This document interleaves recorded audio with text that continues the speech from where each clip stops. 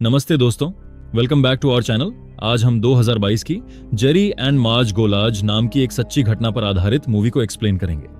ये कहानी ऐसी एक मैथमेटिक्स जीनियस की है जिसने अपने कैलकुलेशन से लॉटरी कंपनियों की एक ऐसी लूपहोल का पता लगाया जिसका इस्तेमाल करके वह 2 करोड़ 70 लाख डॉलर कमाए और अपने टाउन के लोगों को भी लाखों डॉलर कमा कर दिया। और दोस्तों, शुरू करने से पहले आपसे एक रिक्वेस्ट है कि आपको वीडियो कैसा लगा कमेंट और वीडियो को शेयर करना मत भूलिएगा।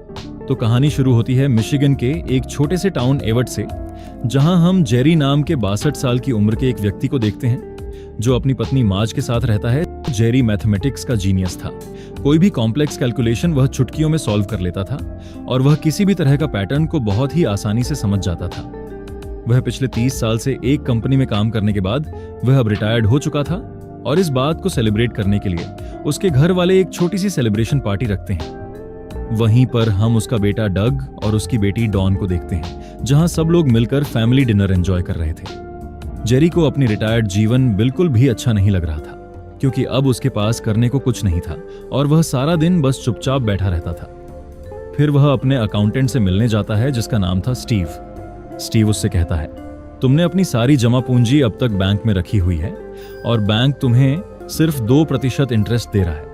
अगर तुम यही पैसा स्टॉक मार्केट में इन्वेस्ट करते तो 7 साल में तुम्हारा पैसा दोगुना हो सकता है। तब जेरी कहता है, शेयर मार्केट में बहुत रिस्क होता है और मैं अपनी जिंदगी की जमा पूंजी पर कोई रिस्क नहीं लेना चाहता। ये कहकर वह वहां से चला जाता है। फिर जेरी पास की एक कॉफी शॉप में पहुंचता है। उसी दुकान में लॉटरी टिकट की एक मशीन रखी हुई थी जो विनफॉल लॉटरी नाम की एक कंपनी की थी।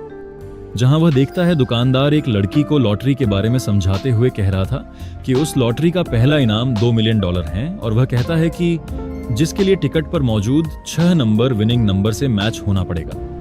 अगर कोई विनर ना निकले तो इनाम की रकम को बाकी लोगों के बीच रोल डाउन कर दिया जाता है। यानी अगर किसी के टिकट के 5, 4 या 3 नंबर भी विनिंग नंबर से मेल खाते हैं तो उन्हें भी अच्छा खासा इनाम मिलता है। अब जेरी ये सारी बातें बहुत ध्यान से सुनता है और अब उसकी दिलचस्पी उस लॉटरी पर बढ़ती है। वह लॉटरी के सभी नियमों को ध्यान से पढ़ता है। सभी नियमों को अच्छे से पढ़ने के बाद वह कुछ कैलकुलेशन करने लगता है और कुछ देर तक कैलकुलेशन करने के बाद उसे लॉटरी का एक पैटर्न दिखता है और उसे लगता है कि अगर वह उस पैटर्न का इस्तेमाल करें तो वह हर बार उस लॉटरी से पैसा कमा सकता है। फिर जेरी दोबारा अपने अकाउंटेंट स्टीव से मिलने जाता है और कहता है, मैंने फैसला कर लिया है कि मैं अपनी जमा पूंजी से विनफॉल लॉटरी के टिकट खरीदूंगा। स्टीव हैरान होकर कहता है, तुम कुछ देर पहले तक शेयर मार्केट में निवेश से डर रहे थे और अब तुम अपनी सारी जमा पूंजी लॉटरी यानी जुए में लगाना चाहते हो। तब जेरी कहता है कि उसने पूरा कैलकुलेशन कर लिया है। पहला इनाम जीतने के लिए मेरे टिकट के सभी 6 नंबर मिलने होंगे, जिसका संभावना लगभग ना के बराबर होती है।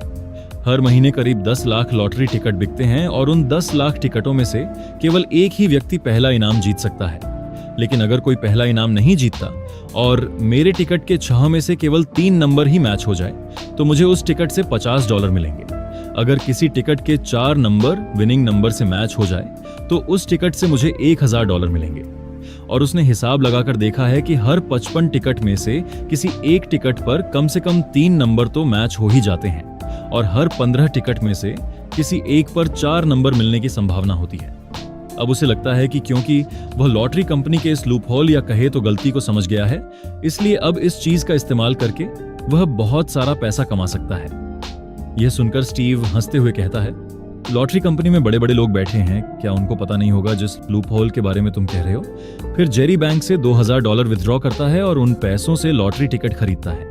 फिर कुछ दिन बाद जब उस महीने के विनिंग नंबर डिक्लेयर होता है तब जेरी अपने टिकटों से नंबर मिलाकर देखता है। तब उसे पता चलता है कि उसे $327 का घाटा हुआ है। ये देखकर वह निराश हो जाता है और उसे लगता है कि शायद कैलकुलेशंस में उससे कुछ गलती हुई है। वह इन्हीं सब बातों में उलझा हुआ रहता है। तब उसकी पत्नी मार्ज उसके परेशानी की कारण पूछती है। तब जेरी उससे असली बात छुपाते हुए कहता है कि सब कुछ सही से करने के बाद भी कुछ चीजें हमारे उम्मीदों के मुताबिक नहीं होती। तब मार्ज उसे समझाते हुए कहती है कि अगर कोई चीज अभी तुम्हारे मुताबिक नहीं हो रही है तो ऐसा नहीं हो सकता कि वह आगे भी नहीं होगी और जिंदगी में गुड लक और बैड लक दोनों ही होती है। तभी जेरी के दिमाग में एक आइडिया आता है। वह अगले दिन फिर से बैंक जाता है। उसे पता चल चुका था वह कैसे अपने विनिंग चांस को बढ़ा सकता है। वह कैशियर को एक सिक्का उछाल कर दिखाता है और कहता है कि अगर इस सिक्के को हम 100 बार उछालें तो चांस है कि 70 बार हेड या 70 बार टेल आए, और अगर इसी सिक्के को हम 500 बार उछालें तो चांसेस 50% तक आ सकती हैं। मतलब उसका कैलकुलेशन अब यही है कि अगर उसे जीतने के चांसेस को बढ़ाना है तो उसे और ज्यादा लॉटरी के टिकट खरीदने होंगे। लेकिन कैशियर को कुछ समझ में नहीं आता। खैर, अब वह बैंक से $8,000 निकालकर उन पैसों से विनफॉल कंपनी की लॉटरी टिकट खरीदता है और बेसब्री से रिजल्ट का इंतजार करता है। अब कुछ दिन बाद जब रिजल्ट आता है, वह अपने टिकटों के नंबर से उन्हें मिलाता है और कुछ देर तक नंबरों को मिलाने के बाद उसे पता चलता है कि इस बार उसने कुल $15,700 जीत लिए हैं। मतलब उसने $8,000 इन्वेस्ट करके $15,700 का नेट प्रॉफिट जनरेट कर लिया था, और यह देखकर वह खुद हैरान रह जाता है। अब वह घर जाकर उन पैसों को पॉपकॉर्न के एक डिब्बे में छिपा देता है। दरअसल वह अपनी पत्नी मार्ज को लॉटरी टिकट के बारे में नहीं बताना चाहता था, लेकिन कुछ दिनों बाद जब मार्ज घर में वह छिपाया हुआ पैसा ढूंढ निकालती है, तब जेरी को मजबूरी में उसे सारी सच्चाई बतानी पड़ती है। सब कुछ सुनने के बाद मार्ज गुस्सा होने के बजाय बहुत खुश होती है और कहती है कि तुमने मुझे पहले ये बात क्यों नहीं बताई? मैं भी तुम्हारी मदद कर सकती थी, और मुझे तुम्हारे कैलकुलेशन पर पूरा भरोसा है। इस तरह से अपने पत्नी की बात सुनने के बाद जेरी का कॉन्फिडेंस और भी बढ़ जाता है। अब अगली बार जेरी और मार्ज दोनों लॉटरी टिकट खरीदने एक साथ जाते हैं। जब दोनों उस दुकान पर पहुंचते हैं जहां से जेरी लॉटरी टिकट खरीदा करता था, तो देखता है कि अब वहां विनफॉल कंपनी की लॉटरी मशीन हटाकर वहां पर नई कंपनी की लॉटरी मशीन लगा दी गई है। उनके पूछने पर दुकानदार कहता है कि अब विनफॉल कंपनी यहां पर लॉटरी बेचना बंद कर दिया है, और अगर तुम्हें विनफॉल कंपनी की लॉटरी टिकट खरीदनी है तो तुम्हें दूसरे स्टेट जाकर खरीदनी होगी। यह सुनकर दोनों अपना सामान वगैरह पैक करके दूसरे स्टेट की ओर टिकट खरीदने के लिए निकल पड़ता है। फिर दोनों 10 घंटे से भी ज्यादा समय का लंबा सफर तय करके दूसरे स्टेट के एक दुकान पर पहुंचता है जहां विनफॉल कंपनी की लॉटरी टिकटें मिलती हैं।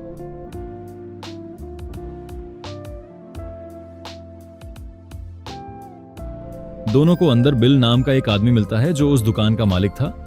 जेरी बिल से कहता है कि हमें विनफॉल लॉटरी की $16,000 का टिकटें खरीदनी है। यह सुनकर बिल हैरानी से उनकी ओर देखता है। तब बिल कहता है कि $16,000 के टिकट प्रिंट करने में लगभग 8 घंटे लग जाएंगे, और इतने समय तक वह इस काम में नहीं लगा रह सकता क्योंकि उसे दुकान की और भी काम करने हैं। तब जेरी कहता है, अगर हम खुद ही अपना टिकट प्रिंट कर लें तो तुम्हें कोई प्रॉब्लम तो नहीं है। यह सुनकर बिल मान जाता है। फिर जेरी और मार्ज दोनों मिलकर टिकट प्रिंट करने लगते हैं। क्योंकि टिकट प्रिंट करते करते रात हो जाती है, तो दोनों एक मोटेल में रुकने का फैसला करते हैं। वहीं पर दोनों टीवी पर उस लॉटरी के विनिंग नंबर देखते हैं और अपने टिकटों को चेक करने लग जाते हैं। इस तरह से एक एक टिकट चेक करने के बाद उन्हें पता चलता है कि उन्हें $21,047 का नेट प्रॉफिट हुआ है। फिर सुबह जेरी लॉटरी ऑफिस से अपने विनिंग अमाउंट का चेक लेकर आता है। चेक देखकर मार्ज बहुत खुश होती है। फिर वह जेरी से पूछती है, क्या इस लॉटरी कंपनी की इस लूप होल के बारे में हमारे अलावा और किसी को पता हो सकता है? फिर जेरी थोड़ा सोच में पड़ जाता है।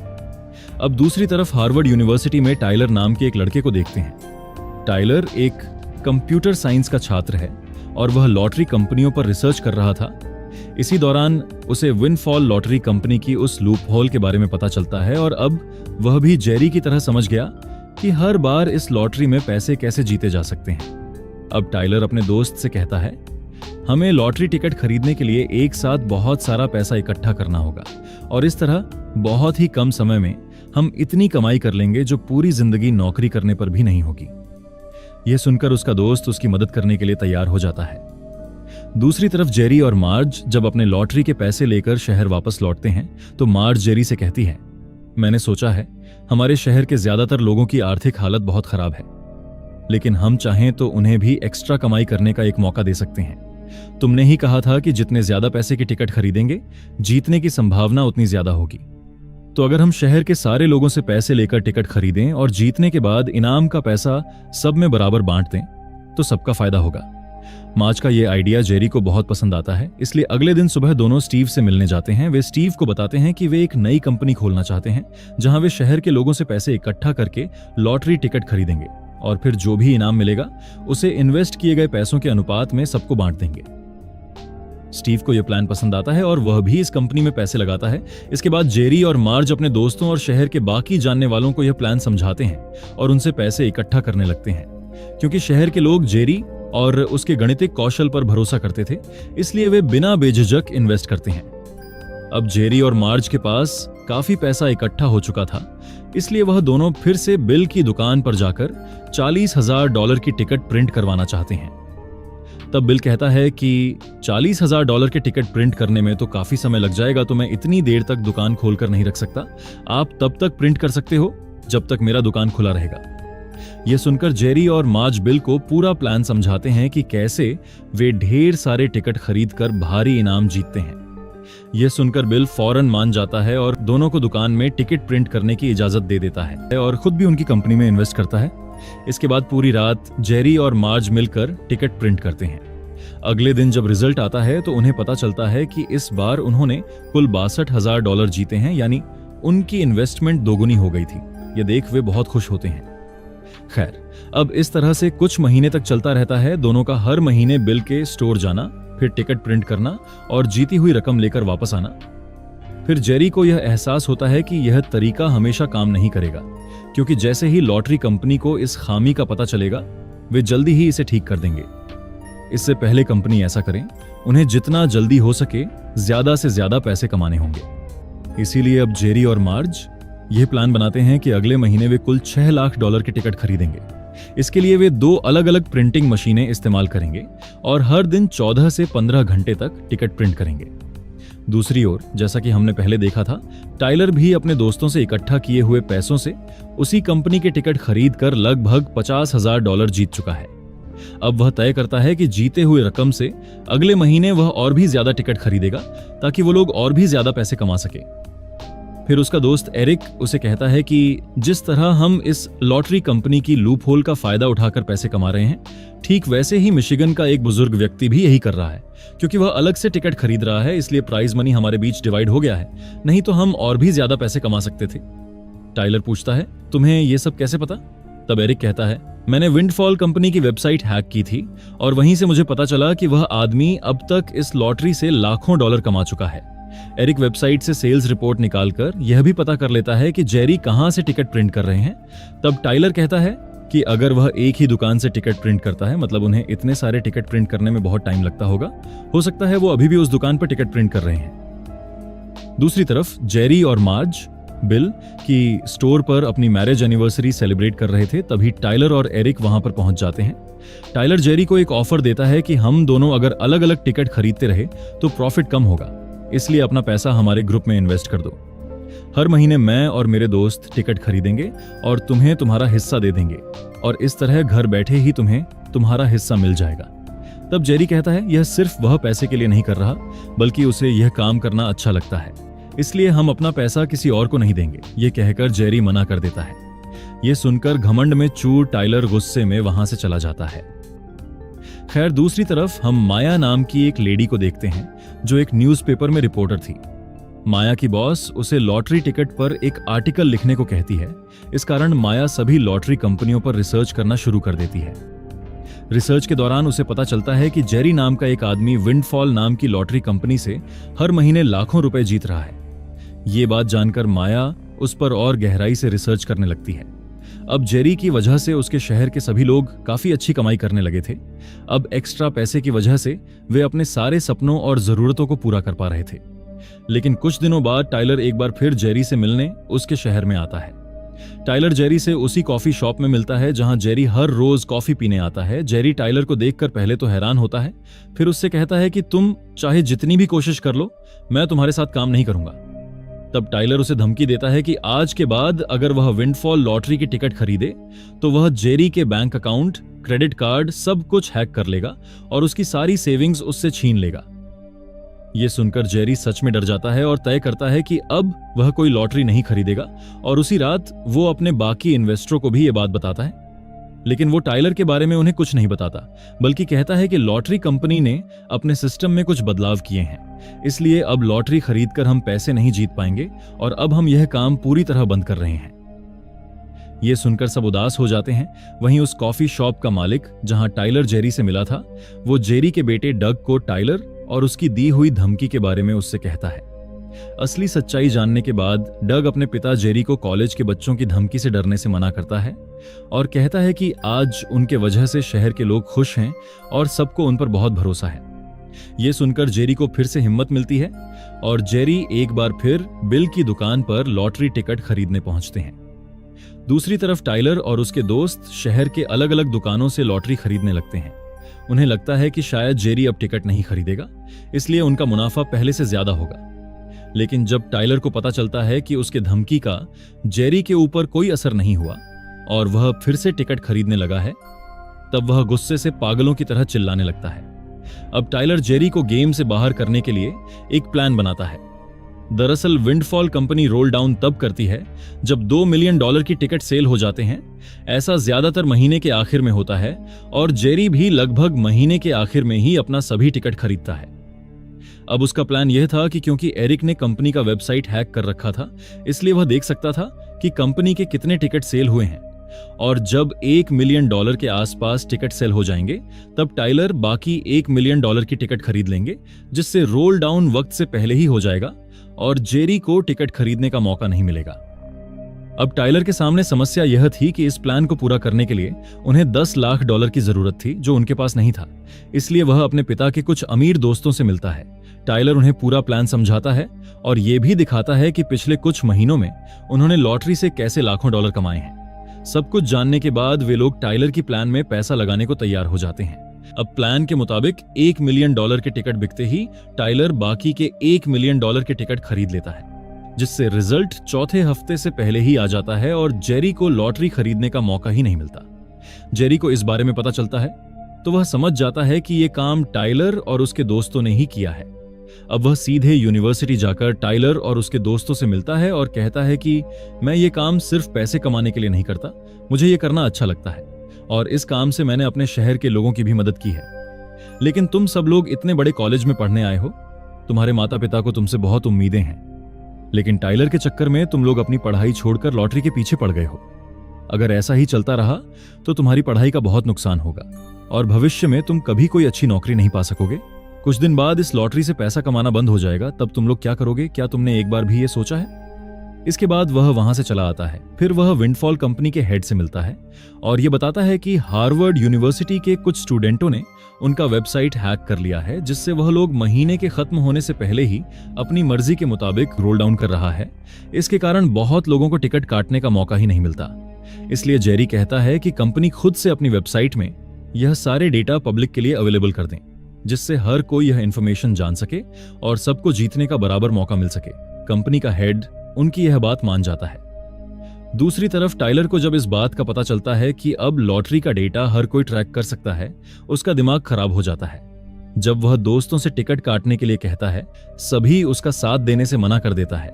दरअसल जेरी द्वारा कहे गए बातों ने सभी को उनकी गलती का एहसास करा दिया था और वे फिर से पढ़ाई पर ध्यान देने लगे हैं।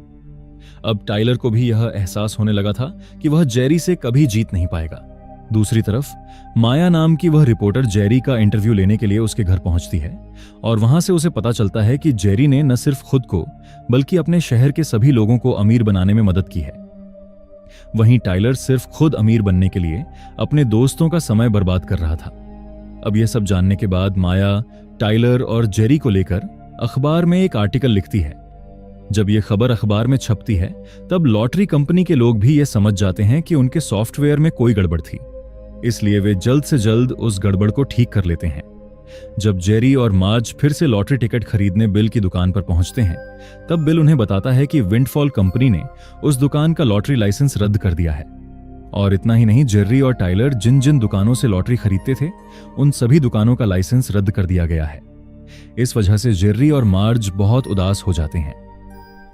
दूसरी तरफ जब टाइलर के फादर यह खबर अखबार में पढ़ता है तो वह बहुत गुस्से में हॉस्टल पहुंच जाता है। वह टाइलर से कहता है कि मैंने तुम्हें पढ़ाई के लिए कॉलेज भेजा था, न कि लॉटरी टिकट खरीदने के लिए।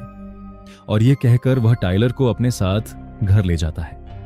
अब पूरे शहर में यह खबर फैल चुकी थी कि लॉटरी कंपनी का सॉफ्टवेयर ठीक कर दिया गया है और कंपनी ने घोषणा की कि इस महीने आखिरी बार पुराने सिस्टम से लॉटरी निकाली जाएगी, फिर अगले महीने से नया सिस्टम लागू होगा जिसमें कोई भी अपनी मर्जी से जीत नहीं पाएगा। यह सुनकर जेरी और मार्ज दोनों दुखी हो जाते हैं, क्योंकि आखिरी बार भी वे टिकट नहीं खरीद पाए थे। उसी समय अकाउंटेंट स्टीव उनके पास आता है और कहता है कि तुम दोनों की वजह से पूरे शहर के लोग इतने पैसे कमा पाए हैं, इसलिए शहर के सभी लोग तुम्हारा थैंक्स कहना चाहते हैं और इसलिए उन्होंने एक छोटी सी पार्टी ऑर्गेनाइज की है। जब वे उस पार्टी में पहुंचते हैं तो देखते हैं कि पूरा शहर उनका इंतजार कर रहा है। वहां जेरी का बेटा डग भी होता है, जो कहता है, हम जानते हैं कि इस महीने आप लोग कोई लॉटरी टिकट नहीं खरीद पाए, इसलिए हम शहर के सभी लोगों ने मिलकर अपने पैसों से अलग अलग दुकानों से हजारों टिकट खरीदे हैं। ये कहते ही वहां एक ट्रैक्टर में हजारों लॉटरी टिकट लाकर रख दिए जाते हैं। ये देखकर जेरी और मार्ज बहुत खुश हो जाते हैं, क्योंकि अब वे आखिरी बार उन सभी टिकटों की जांच कर सकते हैं। और यहीं पर मूवी खत्म होती है। जुड़े रहने के लिए धन्यवाद। अगर आपको वीडियो अच्छी लगी हो तो लाइक, शेयर और नए हैं तो सब्सक्राइब करना ना भूलें। मिलते हैं अगली बार और एक रोमांचक कहानी के साथ।